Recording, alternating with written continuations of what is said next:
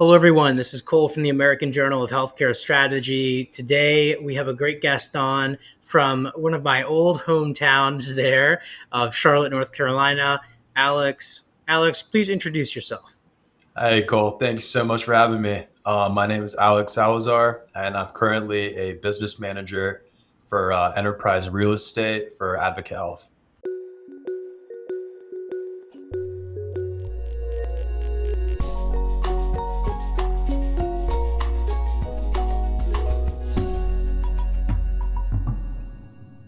It's great to have you on. We've been, trying to meet with everyone from Advocate, which is a challenging task since there's so many fellows that have come from Advocate and such a big organization. I want to ask real quick, where is it in the country that you are originally coming from? I see Memphis University High School and then Wake Forest University. So can you give us a little bit of a geography explainer there? Sure. I grew up in Memphis, Tennessee. We hopped around a little bit before that, but Memphis is kind of where we set our roots. Went to college at Wake Forest in Winston-Salem, North Carolina. Then went to Tulane for my master's in healthcare administration in New Orleans. And then went to Milwaukee, Wisconsin for my administrative fellowship at Advocate. And now continuing with Advocate, but now back in North Carolina in Charlotte. That is excellent. Very cool. And then I noticed also on here, and you and me were talking about this earlier, where is East Jefferson General Hospital, where you were an administrative resident and an MA project manager? Where's that located? East Jefferson is in Metairie, Louisiana, which is a major suburb of New Orleans. So I think it's about 10, 15 minutes west. Very large residential area. Very cool. Yeah. So you've been around. You've gotten exposure to different health systems. But what I was looking at here, which is really interesting, is you have this bachelor's in biology, kinesiology, and exercise science, right? That's a pretty specific degree. The exercise science program I'm familiar with at Wake Forest. We had a similar one at UNC Charlotte. What steered you to go into healthcare administration, after that degree? Absolutely. So, to be completely honest with you, I followed a traditional path like most in that I wanted to be a physician out of undergraduate school. However, for me, I realized about 2 weeks into my freshman year that I was not very cut out for school. The training that would come with going to medical school, everything progressing, that just was not for me. I was stubborn enough to continue with the quote unquote pre med degrees and was able to get my degrees in biology and health and exercise science just to be able to kind of see them through. But then I realized that college didn't last forever and I needed a plan going forward. So I did my own level of research, able to stumble upon healthcare administration as an industry and realized really the ability the healthcare administrators have at a larger scale. A good healthcare administrator has the ability to make changes that will affect hundreds, thousands of patients down the road and really be able to improve the livelihood and experience that they have for years and years to come. That coupled with the relationship building aspect that you need to have in a collaborative team setting really made me feel like I would be attuned to working in such an industry.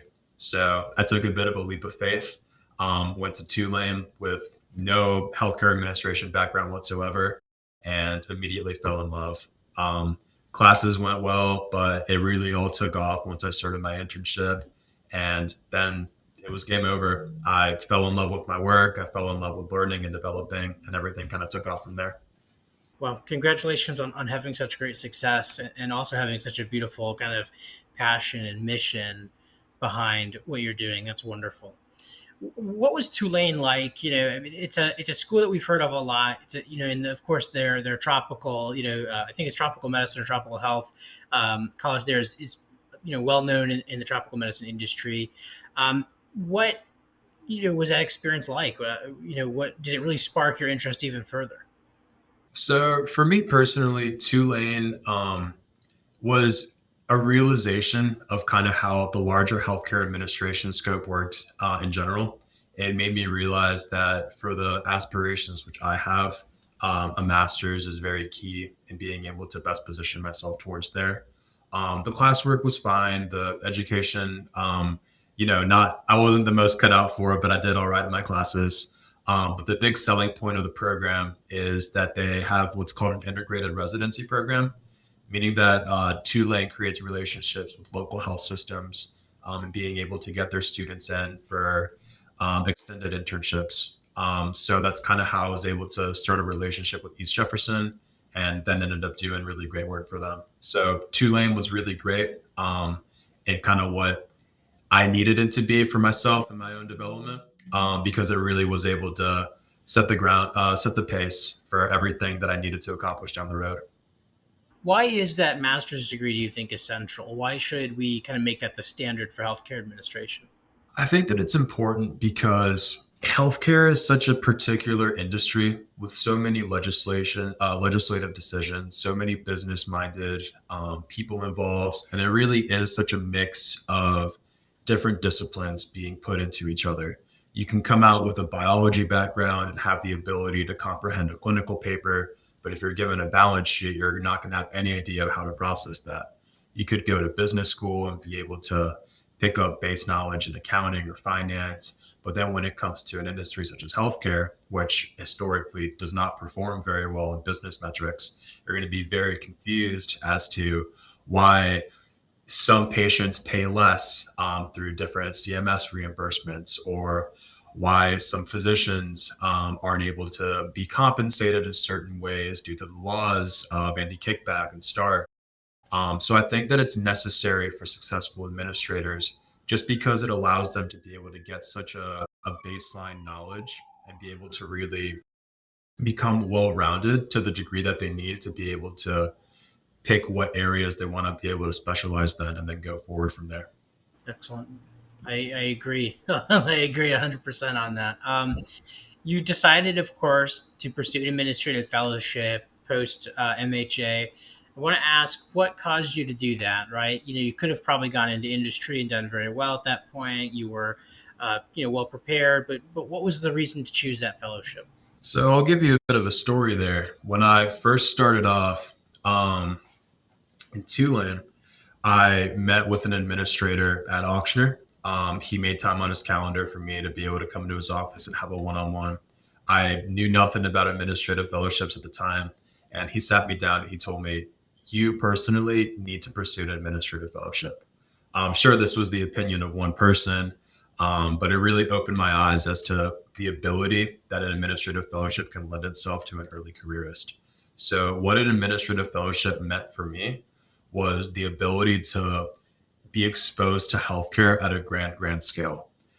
So being able to work with system executives, being able to work on multi-million dollar projects, really getting the knowledge and exposure of not only day-to-day work, but really being able to understand how something works at a very high level was just for myself a very good way to continue learning and be able to find areas to best plug myself into and continue developing myself. I have some people within my network that have been very successful without administrative fellowships. They're absolutely not a requirement for a successful healthcare career. Just for myself and the way that I operate, it was just the best way for myself to continue. And what were those first, couple of weeks like? If you can just give us a taste of what that's like at the Milwaukee. We've spoken with those down at the atrium, and then of course at Wake Forest Baptist, as well as some up there in the Chicago area. But what was it like at your particular location in the first couple of weeks starting off? Yeah, so for context, I had the Greater Milwaukee market as my fellowship site, which is the largest revenue driving market within the Midwest. So very different than a lot of the other areas there. But for myself, it was drinking from a fire hose. It was understanding, moving from New Orleans to Milwaukee, understanding geographically where everything is, understanding from a system perspective, kind of the relationships between one hospital, another one. For example, we have St. Luke's, which I worked at primarily, which is the largest hospital in the state of Wisconsin. Within that system, we also had Sinai, which is a downtown safety net hospital that's able to offload a lot of the more complicated cases that St. Luke's may not want to deal with from a fiscal perspective, work with more favorable reimbursement and better prepared physicians for that sort of environment, and really be able to create a dichotomy that's able to really serve patients in a really special way. Couple that with West Dallas, a women's hospital, Grafton, a surgically focused hospital up north. And it really was phenomenal to get to see a hub and spoke model working so flawlessly, and the work that was put in not only to maintain it, but to continue to progress it. The way that Advocate works as a health system, tentative as of 2024, as the system continues to grow and change, is that it's not just a hub and spoke model, but it's a hub and spoke, hub and spoke, hub and spoke model in the sense that the Milwaukee market operates independently. The Central Chicagoland market operates independently. The Charlotte market operates independently. But all of these markets work together at a macro level to be able to feed into a major health system that's then able to use the leverage created by these hub and spoke models to then create a tons of benefits down the road when it comes to supply chain savings, education, workforce development, and really have a sense of leverage through the economies of scale, um, unlike many other health systems present today. I was going to say, during COVID or after, a lot of the hub and spoke, that had been more traditional systems for doing urban and rural, and of course specialty care, kind of blew up. Right, a lot of that was no longer feasible, and the fact that it's still working well, and not just well, pretty much the best, right, health system in the country is that Advocate, is impressive, and it must be interesting to witness how and why it's so successful. What were those next year, that next year like for you, or the next eight or so months? What are some of the most important lessons that you learned? There are many lessons learned within all that, but the biggest one I'd say is to really value the people when it comes to this. So, within an administrative fellowship, everyone will say that the biggest asset gained is the exposure. So, you're able to, they say that when you're in an administrative fellowship, you can send an email to anyone in the whole company. And as long as you add in that email, I'm a fellow, by the way, they typically respond and they typically engage with you. So really being able to make the most of that and be able to create lasting relationships, I'd say was the biggest lesson for me. So being able to connect with people at a very close level. For example, the service line leader for oncology in the Midwest, very good mentor of mine, very close friend of mine.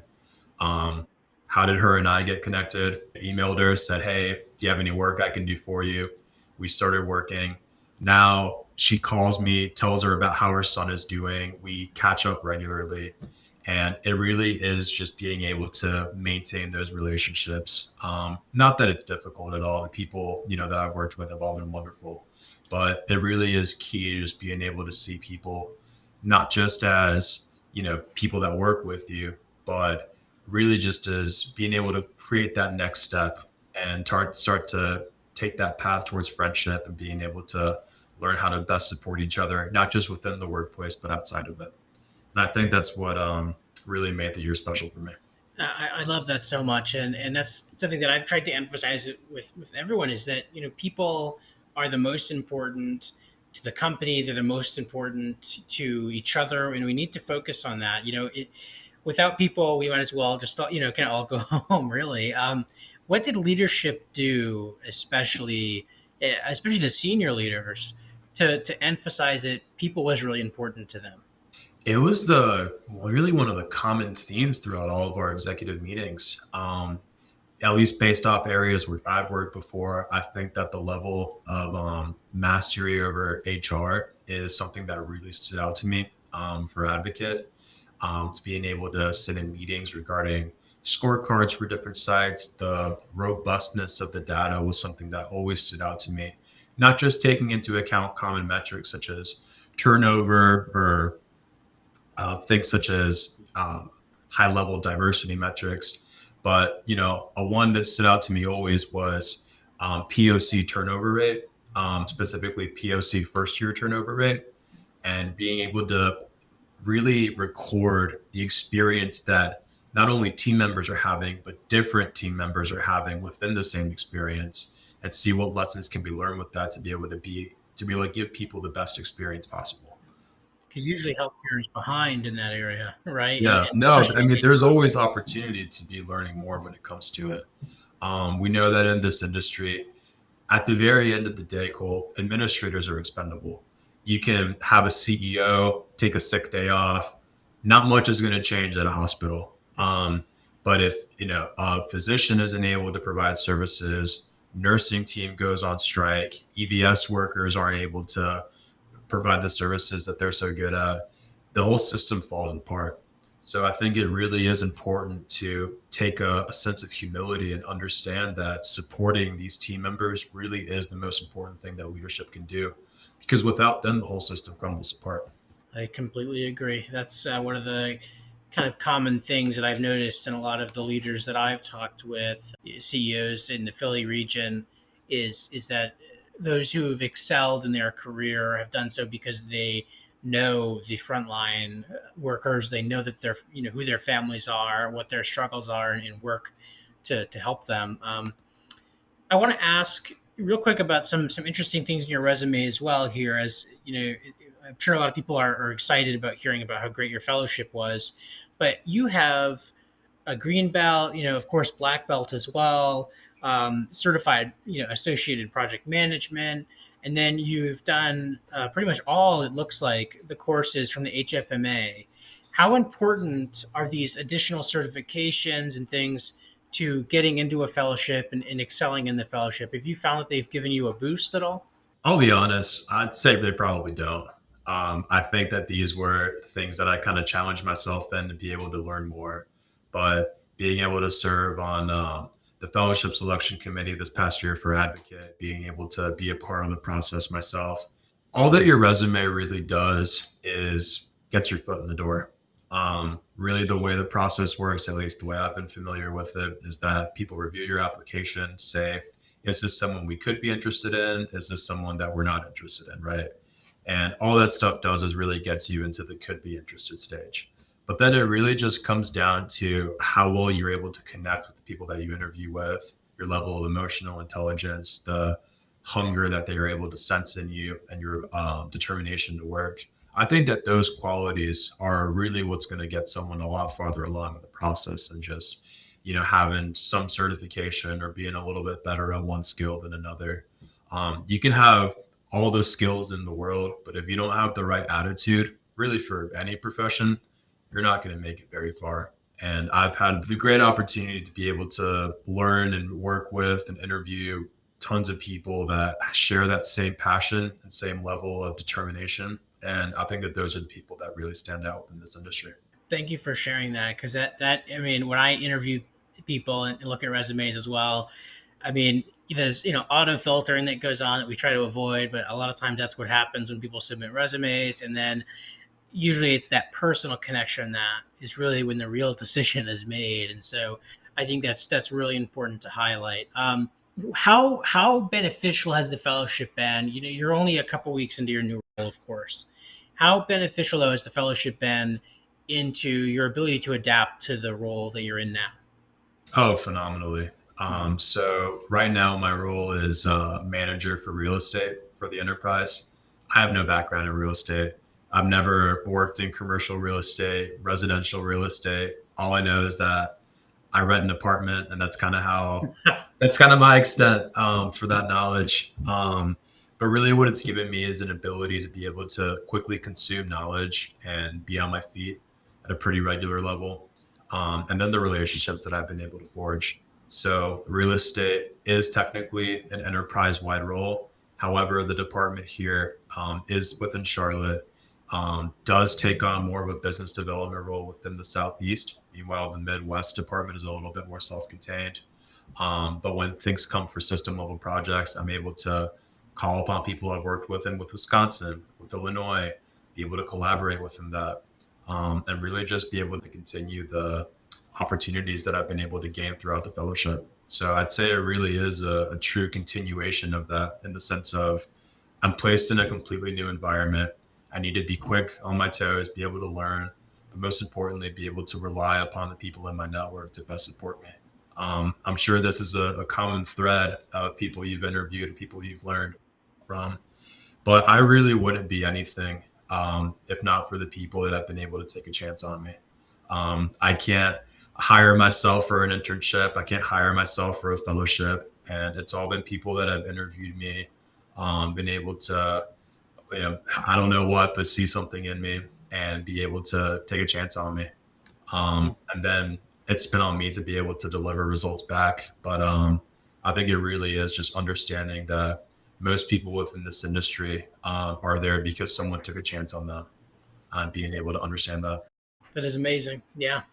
And looking through your LinkedIn, of course, we have real insights into how much the leaders there have really, not just you, but have taken a deep interest in all the fellows, right? I mean, there's just this picture that you shared, a week ago with the CEO, right, meeting with the new administrative fellows. I mean, that's really important, right, to be able to have somebody who's overseeing an organization of billions of dollars in revenue, right, take the time to meet with people, and like you said, taking the chance on you, that's so important.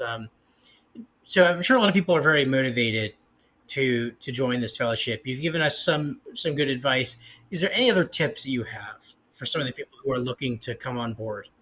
When I was researching fellowship programs for myself, I was always looking for a quick cheat, a quick way to kind of get ahead, learn more.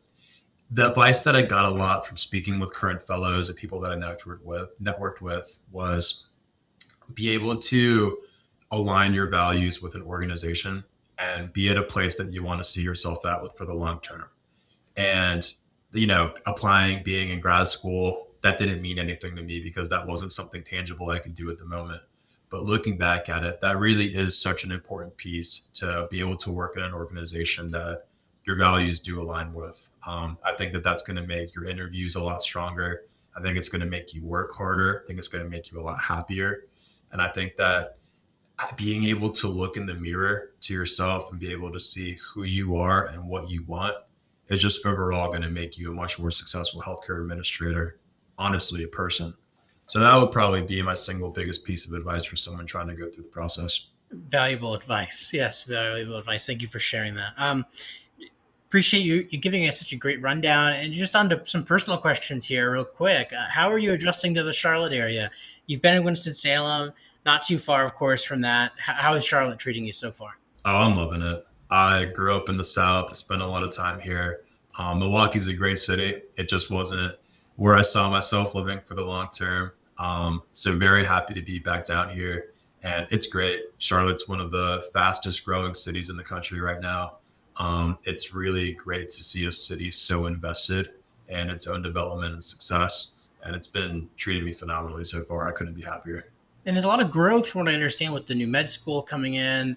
I know that today they were just debating about that sales tax increase again to get the new train line bill. These are things that are going on that you don't have in a lot of other cities. And again, you were also in Winston-Salem, right? So do you think that maybe students who are not from the South might want to consider looking there for opportunities? I think that there's opportunities really a lot of places in the country right now. I think that really what appeals for a place like Charlotte is a couple factors. I think North Carolina in general is just a great place to live. You get all four seasons. The beach is a couple hours away. The mountains are a couple hours away. But really, it's just a city just booming with so much opportunity. New businesses are popping up here every single day. You have major banks that have set up their headquarters here. Atrium, now Advocate, has been able to create a very large, very important health system. And the Pearl, the innovation district being created, really is the culmination of that. So I think I just has so much opportunity. Really just a absurd amount that I think a lot of people fail to appreciate. I think that people could definitely find great work really anywhere in this country right now. I think there's so much opportunity, but I think Charlotte definitely stands out for a lot of those reasons. I like that. Yeah, no. So don't ignore the South. Don't ignore the Absolutely. South. It's really great, having you on, Alex. You've been planning it for a while, so thank you for being patient with me. It was great to kind of chat with you beforehand as well. I think you have a really incredible future out there, and I really am thankful to you for everything you've been doing for our fellows, for our students. It really is so important to us. So thank you so much for your time. No, no worries at all. I think it's important to be able to give back. I know that when I was in that position, I, always more that could have been done. So I want to be able to give that little bit that I can to the next generation. Hopefully, keep the ball rolling and create even better administrators. And then even kudos to yourself. I know that the work that you're doing here is great for the next generation coming up. And I think that it's great that you're able to find work that you're so passionate about and so committed to. Oh, thank you, Alex. Let's have you back on again in the future. Okay, once you become a real estate expert, you can come on and school us about real estate. So what in 20, 30 years? Now, I give you one or two. You'll be rolling right through one or two. We'll see. Okay. Perfect.